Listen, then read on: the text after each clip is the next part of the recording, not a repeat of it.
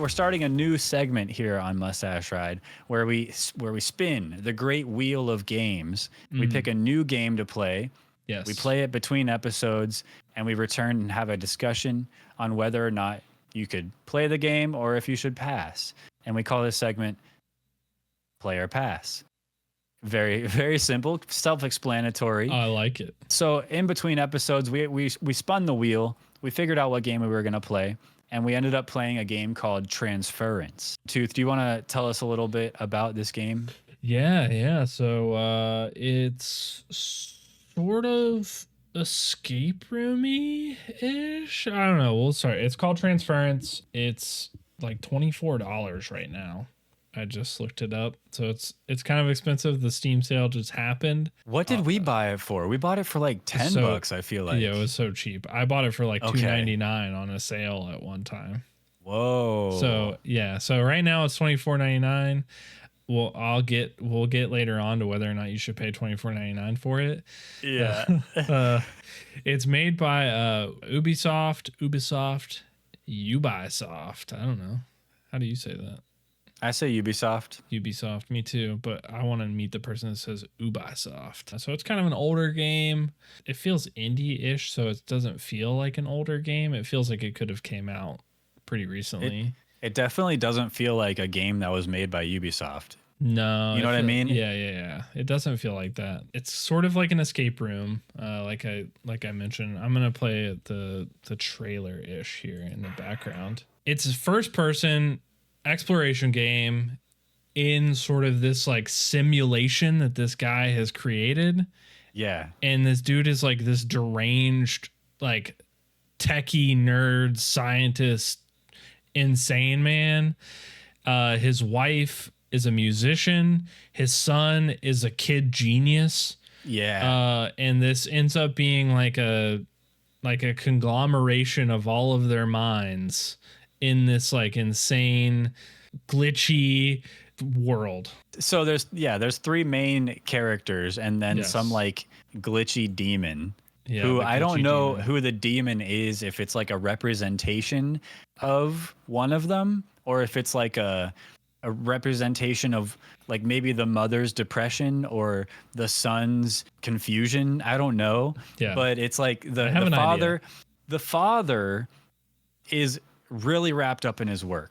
His work is super involved. Yeah. Yeah. The game's called Transference. He's working on a machine to like transfer one's mind to something else, to like another person or into the machine. I didn't really understand, but he's working on this machine and he is like on the cusp of figuring it out. And the whole game, his mantra is like, just a little more time. I just need more time. And that's super relatable because I've gotten into something I'm working on or something I'm doing, like even growing up just playing games and my mom's like, come to dinner and I'm like, just hold on, or like my mom's like, go to bed. Done. I'm like, Mom, you gotta I just need a little more time, Mom. Like I get that vibe, but when you're a husband with responsibilities, you're a father with responsibilities, and all you're thinking about and doing is staying up, not sleeping, taking drugs and doing your work.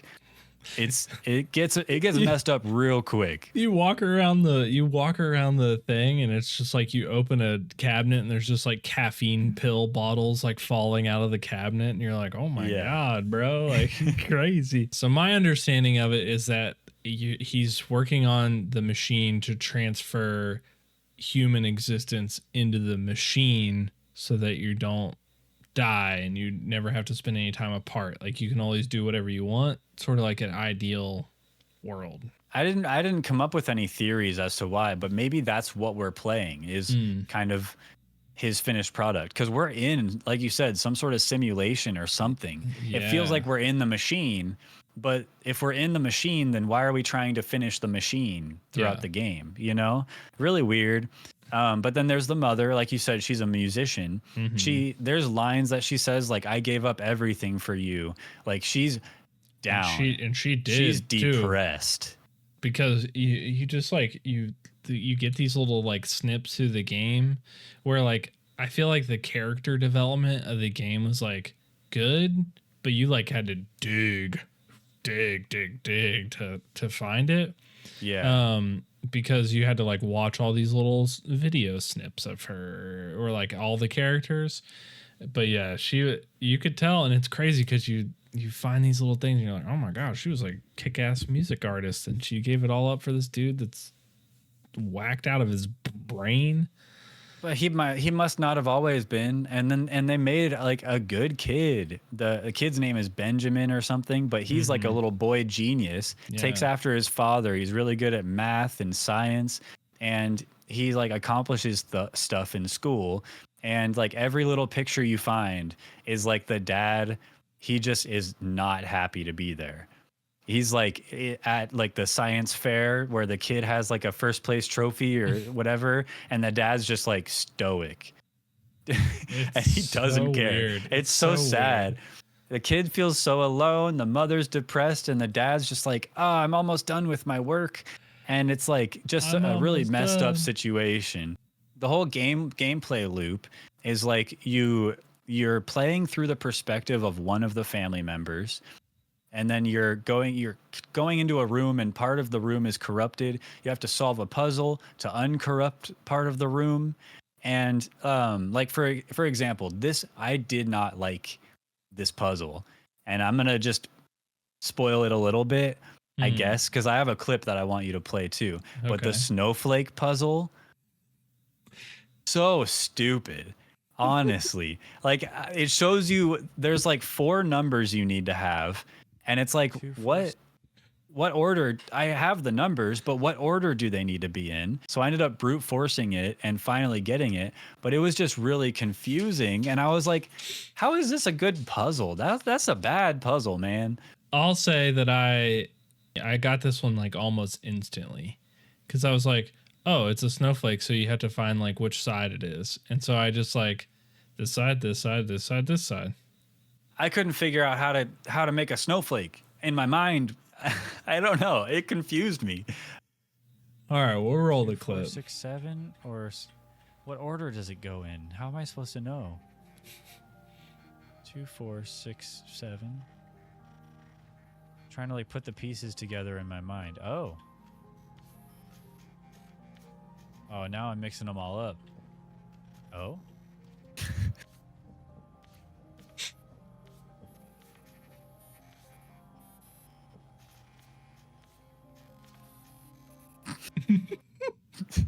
Like I'm shuffling a deck of cards, dude.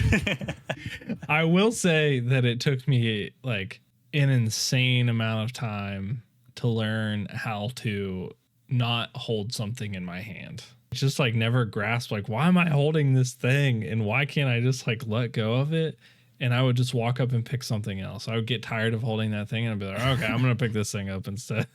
And then finally, like halfway through the game, I was like, oh, I can just hit this button and it spacebar or something. Spacebar and it drops. Yeah. How about the atmosphere of the game? Because the sound design is probably one of the best things. The colors and lighting are really good, but the sound design was amazing. Like really creepy stuff. I'll like play a clip that I had because it encompasses the way that I felt about the sound design, because it just like made me feel a certain way the whole time. What the fuck is going on? Okay.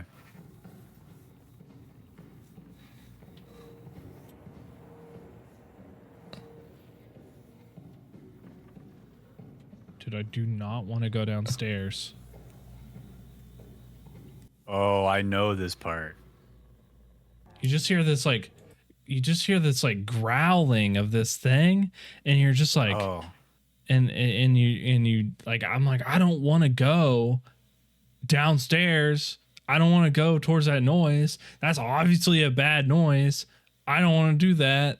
No, thank you. I remember that same, I think it's like the same part you were leading toward, but you're looking for that door knocker. Yeah. And you have to take it off the door, but that door is like pounding on the door. And it's like, I don't want to go close to that door. Yeah. Give me a flashlight or something.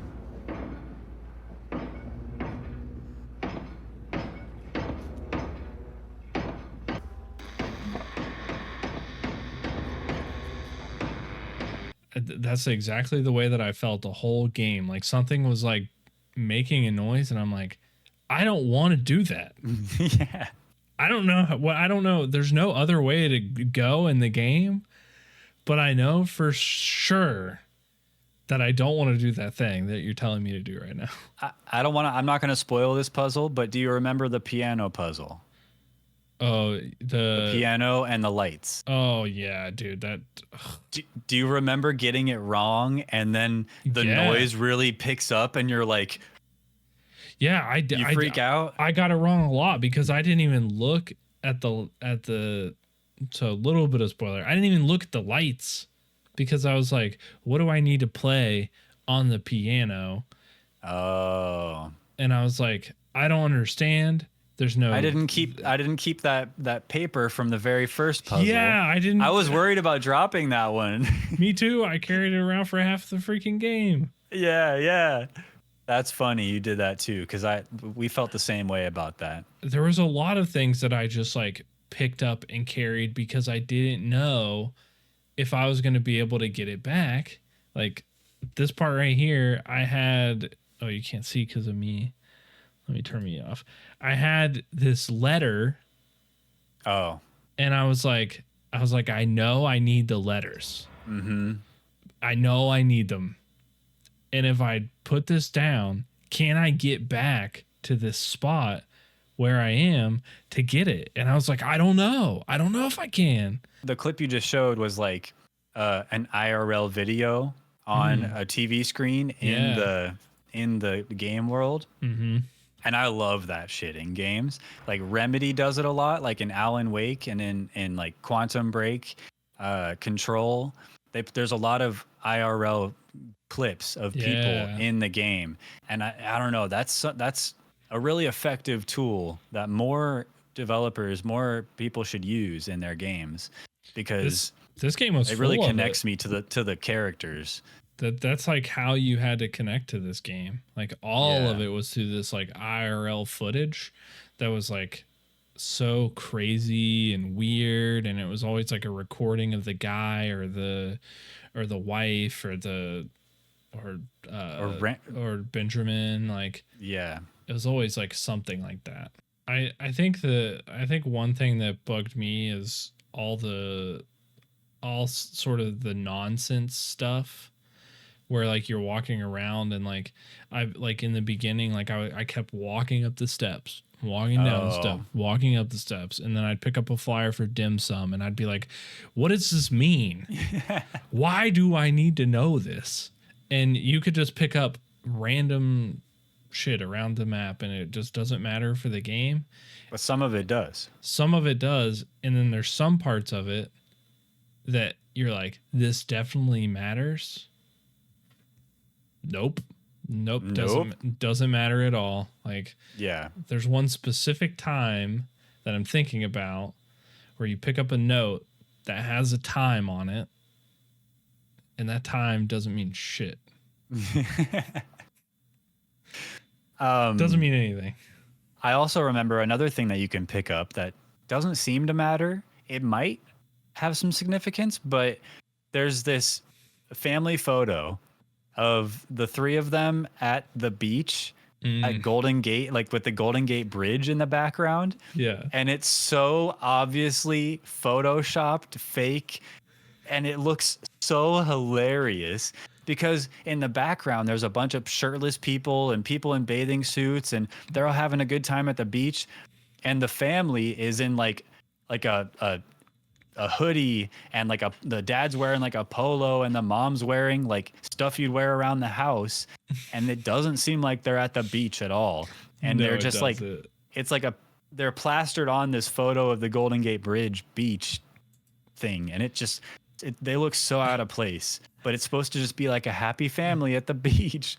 It's so silly. I don't know. But maybe that speaks to like the simulation and how it's like not quite putting things together or something. I don't know. Yeah. Did you pick it up more than one time? Yeah, and there was like slight different variations every time. Yeah, it was always like there was always like whoever like storyline you were following, like that character was in the front of the picture. Okay. I had the same thought, but I didn't Yeah. know for sure. But like, yeah, one time the son was in the front or the mom was in the front. And like one time, like they're just not happy at all. And they're at the beach and it looks so weird. Or then there's one, I think there was one where they were all smiling all together, not nobody in front of one another. So I don't know. It was definitely strange, but it's definitely the kind of game that makes you think. Yeah. Really gets you thinking about what's going on. There's a couple parts where, like we said, there's like this glitchy demon guy. And I don't know if it's every time, but there's a time where it like changes, you change perspectives from one family member to the next. And the way they do it is like the demon attacks. It like gets in your face. I have a clip of that, I think, of that happening. I didn't like yelp, but it definitely like got me a little bit. I'll play mine too, because it's so funny, because I have a very similar clip. Okay. Oh shit. Oh, you shut the door. I opened it right back up though.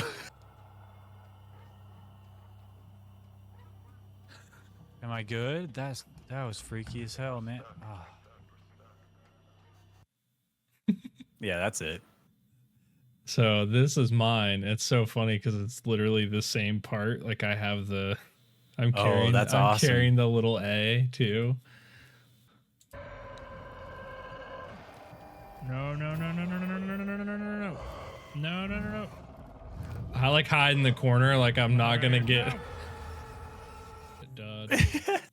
I hide in the corner like I'm not gonna like get just smacked by that guy no matter what. He's not gonna find you or something all of a sudden. Yeah. So there's some freaky moments in that game. There are, yes. There's some jump scares, like a little jump scary, and I was like, I feel like because the sound design is so good, you're scared about jump scares way more than there actually are jump scares. Yeah, it's very tense. You're very tense the whole time. At least for most of the game, I think I got into a rhythm with it where I kind of knew I didn't have anything to worry about. But the puzzles aren't hard. That's one thing that I appreciated because I'm not a big puzzle guy. The puzzles aren't hard. They're a little bit obtuse sometimes. Yeah. But once you figure it out, it's like, oh, okay. But I won't spoil any of the other puzzles or anything. But overall, I had a good time with the game. I enjoyed myself. Did you end up beating it? Yeah, I did end up beating it. It took me about an hour and a half, maybe 135. That's what it took me, about an hour and a half as well. I'd say like what took the longest of the game was just trying to figure out the answer to the puzzle. And then otherwise just picking up random stuff and reading it and flipping it over and reading it and being like, does this matter? Or finding out like, oh, wow, she's hella depressed. Or, oh, wow, this kid is sad. There's one puzzle that like took me a lot longer than I wanted it to. And when I finally got it, I was like, why did you even tell me some of that stuff in the beginning of the game then?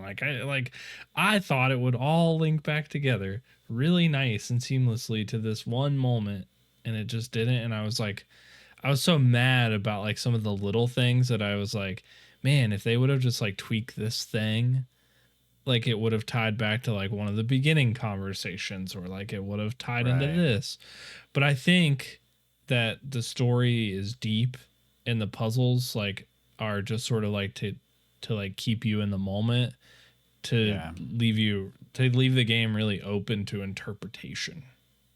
That's the vibe I got, because I don't think they want to answer any of the big questions in the game. They just want they want to leave you thinking, leave you wanting answers. And it's just that kind of story, which I don't mind. That it just leaves me feeling a little unsatisfied at the end, where I'm just like, there's no closure to what just happened. But it's just up to interpretation. So yeah, I don't know. So you finished it. Are you glad you played it? Yeah. I think it was good. Like I wouldn't pay $24.99 for it. Straight up. Sure. I would not do it. But if you got it on sale for like $10 or less, $10 or less, I would say it's really solid because it has no replayability if you got all the achievements. There's nothing more that you're going to get from it, I don't think, if you play it again. Unless you're like really interested in being like dissecting it and like making like if you have like a board on your wall of all the pictures and you're drawing red lines between everything to figure it out, maybe you'll play it a lot more. But in my opinion, once you get all the achievements, it's pretty much over and you can get them all like in the hour and a half. Like you don't even have to play longer. You could get them all within there. I know there is a collectible that you get throughout Transference. The game's called Transference, by the way. We need to remember to repeat the game name a lot because we get on rambles. Transference. But anyway, there's a collectible. Some of the collectibles, I don't want to say what they are. I want to leave some things up to interpret or up to, surprise you, but they're a little tough to find. There's a few that are tough to find. I was like, oh, one was there. But there's no real rhyme or reason. So it just encourages you to look everywhere for everything and touch everything. And I don't know what those things do for you. I don't think there are separate endings. If you get all of them or something, I don't know though. I think you can watch or look at stuff in the menu. Oh, really? Like I think it might unlock special stuff. I missed one collectible, and so I didn't get that achievement for it because there is an achievement for collecting all of them. I'll say there's no replayability, but I will probably go back and try to get all of the things. Oh my God. I'm not like 100% person, but I feel like this one's only an hour and a half long and I can find them all. Like I'm not worried about it. You can blow through it now. Yeah, I can just blow through it. But yeah, I would say under $10. Pretty good game for under $10. I'll go with a play. I'll say play. Me too. But if it's not on sale, pass. Yeah. Pass. But in fact, if you can't find it on sale, just pay for our Patreon, and you can watch my whole playthrough, Tooth's whole playthrough, because we recorded and uploaded our entire playthrough of this game and put it onto our Patreon. Yeah. It'll only be on our Patreon. We don't plan on ever putting it on YouTube or anything. So if that's something you're interested in, you don't want to play the game, you can watch us play it. It's on our Patreon, so check it out. I'm gonna play one more clip because sure. At this point in the game, I was so aggravated and just tired of hearing about one specific character's shit. Okay. And I feel bad about it now after I played the game, but in the moment I didn't feel bad. Okay. It goes, oh. My fucking dog. Brother, relax, dude. Your dog. I gotta find your dad. I gotta find your mom. I gotta find your dog. Jesus, dude. Why don't you do something? That was pretty aggressive. I'm not gonna lie. I was so mad. At that kid. I was like, Jesus Christ, man, you're just yelling at me the whole game. Just shut up. But maybe if that kid was parented better. It's true. I did feel bad. But these parents are going through their own stuff, and this poor kid he just wants his dog, and that was messed up.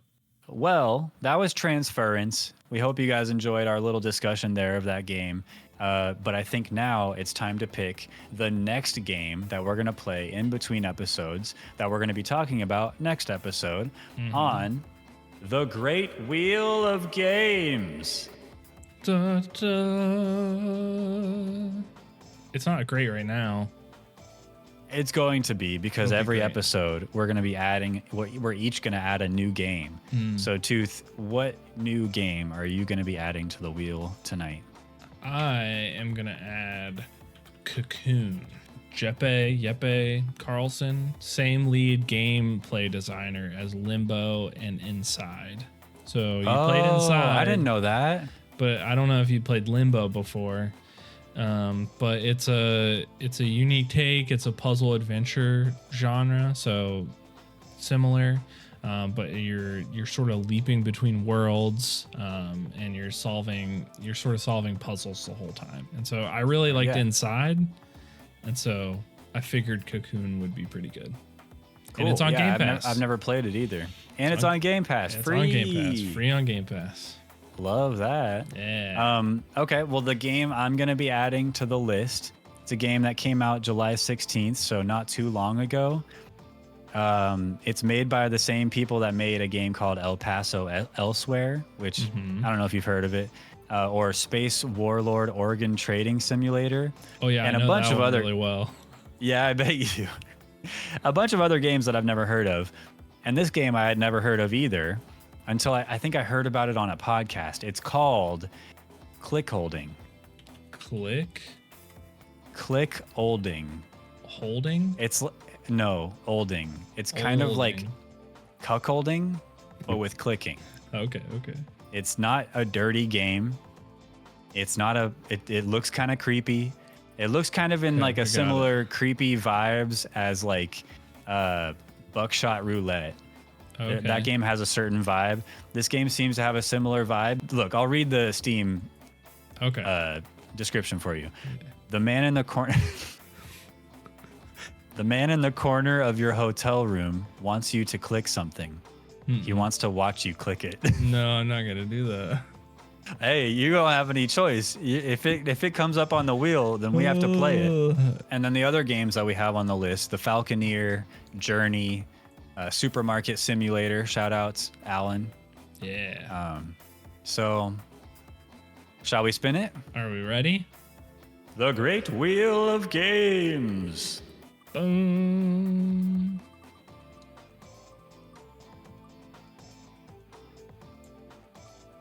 Journey. Yeah. Okay.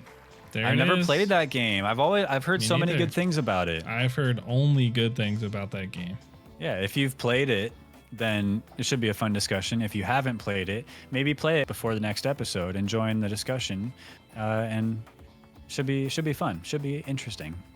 All right, so you're exploring an ancient, mysterious world of Journey as you soar above ruins and glide across sands to discover its secrets. Journey. Cool. Okay. One way or another, we'll get our hands on it and we'll play it and we'll talk about it next episode on the next segment of Player Pass.